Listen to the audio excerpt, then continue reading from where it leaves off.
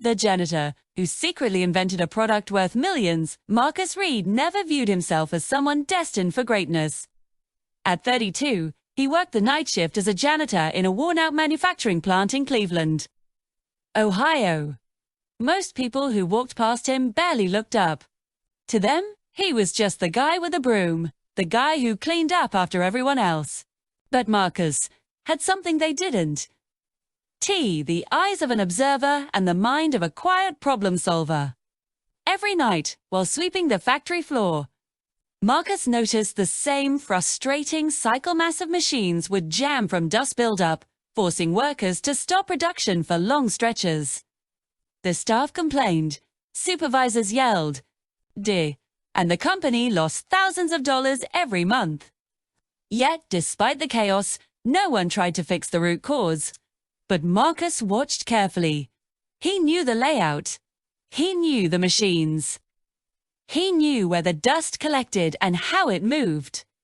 One night during his 2 a.m. break, Marcus sketched a small attachment idea on an old cardboard piece he pulled from the trash. It was a simple mechanism designed to redirect dust before it entered the machine's inner system.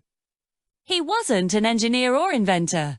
He had barely passed high school physics. But he had patience, curiosity, and first-hand knowledge the engineers didn't.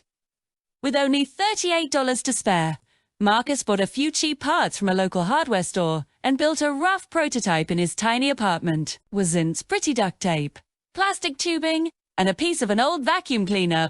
But when he tested it on one of the factory's old machines, it worked.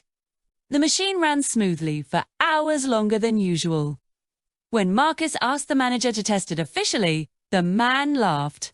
But eventually, out of irritation more than interest, he agreed. To everyone's shock, the machine ran for 3 full days without a single jam. Word spread quickly. Engineers questioned him. Supervisors praised him. But Marcus refused to hand over the design without protecting his rights. Late at night, after long shifts, he watched free YouTube videos on how to file a patent. Weeks later, he submitted everything himself. After dozens of rejections from companies, a major industrial manufacturer saw potential and offered Marcus a $2.4 million licensing deal, plus lifetime royalties.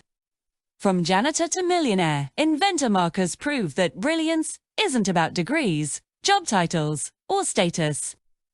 Sometimes it belongs to the quiet workers no one notices. The ones who see what others ignore.